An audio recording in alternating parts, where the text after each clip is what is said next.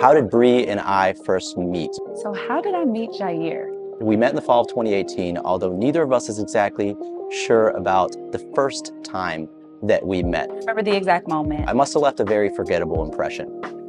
With that said, we do know that it was definitely the first fall that Bree came to the social work school. And he was there doing a master's in social work and divinity.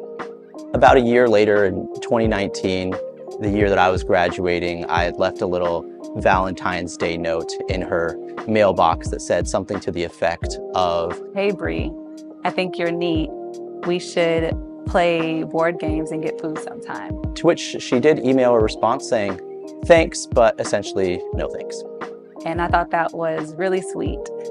At the time, I really just saw him as a friend, so I didn't want to, lead him on or anything. So I just, told him thank you for the note, but really just left it at that. So we remained friends in large capacity, and I wasn't too hung up about it. I was happy to be friends. But he was really kind. He was always willing to be helpful. If me and my roommate were moving, he would offer to help. Or when he went and bought his property, he invited us to his housewarming. When we moved into ours, we invited him and his girlfriend to our housewarming. So we were, just cool. It was a moment that we were both at a open mic night. I did this amazing, glorious poem and some freestyle rapping. There was one time where I had participated in an open mic and sang, "Let Me Love You." And then later he invited me out for karaoke and sent me a video of myself singing "Let Me Love You." You could let me love you. Let me be the one to give you everything you want and need. Oh, he recorded that, but still didn't think anything of it. It was enough for me to have my eye caught again. Everything really changed for me in January of 2023. Fast forward all the way to 2023. In January of 2023, someone told me, I was at this event, this Christian event, where someone prophesied to me and said, God's about to start speaking to you with an unusual level of clarity about the next 5 years of your life. So listen to what he says and write it down. She did tell me about some prophetic words that she received, which I'll let her tell because she tells that part better. In a week of that word, one of the first things that I felt like I heard God say in my spirit was that I was going to be engaged by the end of the year. At the time, I wasn't dating anybody, so this came off kind of crazy to me. So I prayed for confirmation. And the same night that I prayed for confirmation, I went and bought myself flowers just as an act of self-love, only to come home, take the flowers out of the wrapper, and realize that the wrapper says engagement on it. So I had bought myself engagement roses the same day that I prayed for confirmation that I would be engaged by the end of the year. So I believed that word to be true. Within another week or so, I was on the phone with my auntie and I told her, "Auntie, I think that God said I'm going to meet my husband this year." To which she replied, "Oh, you've already met him." And then told me that I've already met him, but she was like, "You just don't look at him that way." And then she said, "And he's going to be about 6 years older than you." And I was just sitting there dumbfounded, like, where is this coming from? I'm asking her, "Where did you get this from?" She's like, "That's just what came to my spirit when you said that." And I'm like, okay. So I kind of move on, start minding my business. A couple weeks later, seemingly out of nowhere, this thought just drops into my mind and heart, like, what about Jair? And I'm feeling this prompting to consider him from a romantic perspective, which I had never done before. Then I went to go and talk to God about it. And I was just praying, God, is this from you? Could this be my husband? And I feel like God said to me, I would only give you to somebody that I trust. But God took it a step further, because I was scrolling through my phone and I saw that I had invited Jair to a previous prophetic Sunday service hosted by Dr. Lenny and Pastor Z at this cutting edge ministry where they would prophesy over people that came to their virtual church service. And when he came, I actually recorded the words that they spoke over him and sent it to him. So when I went back through our messages, I came across the recording and listened to it. And one of the things that they said about him in that prophecy was that he can be trusted, that God trusts him. And when I heard that, I was like, that's crazy, because God just told me that he would give me to somebody that he trusts. And then I went home from Houston and I told my roommate Vanessa about this, and she was like, remember that gift he got us for our housewarming. And I went and got the gift and remembered that he had given us this gift where you could put your own encouraging message on it. And my roommate Vanessa had put a message on it all the way back in 2022 that had stayed there the whole time because I just couldn't think of any other message to put on there. And the message said, God trusts you. So at that point, I was like, okay, this is uncanny.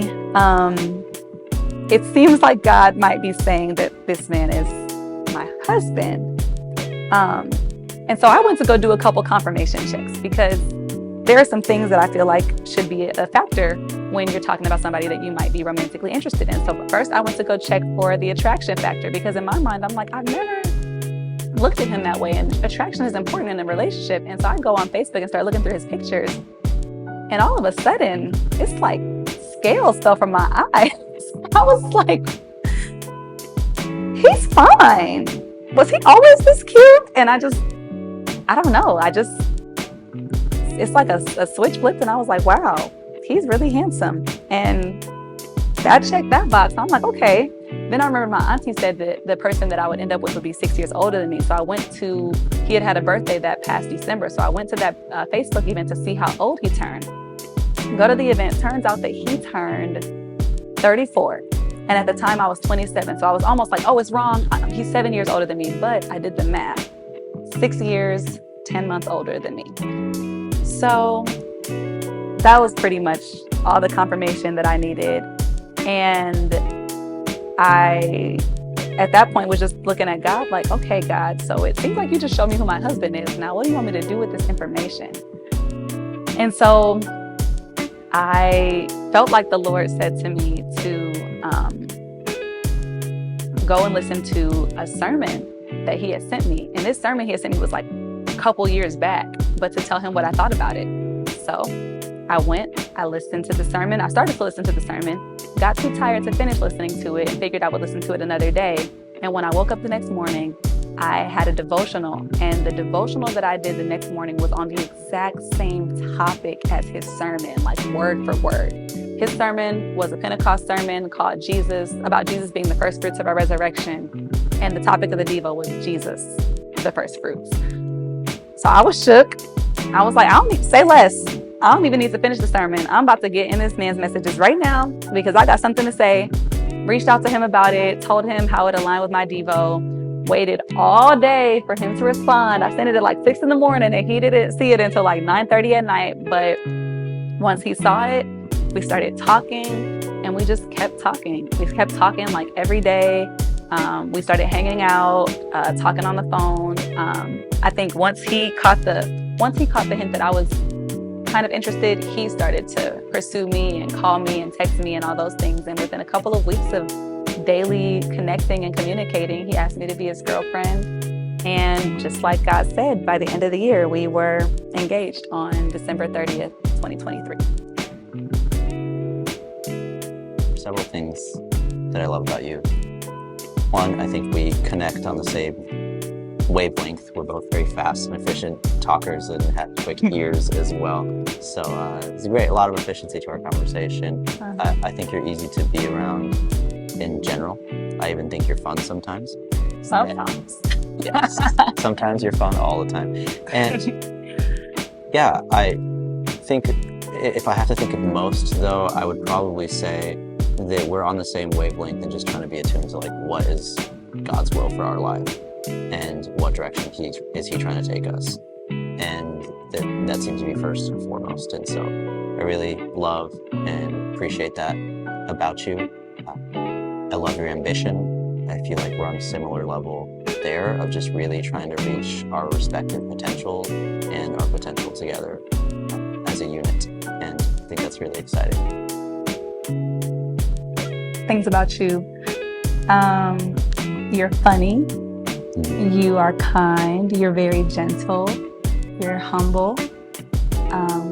I love your love for God. I love your love for people. I love your generosity.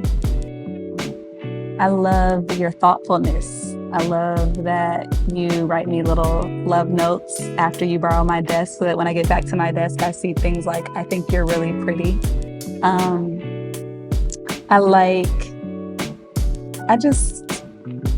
I just know that you love me a lot and would really give anything for me. And it means a lot to just be with someone so caring.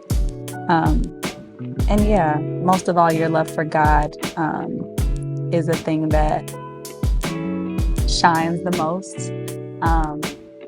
But your love for me is definitely something that has added a lot of joy to my life. And I'm so grateful that I get to love you and be loved by you for the rest of our lives.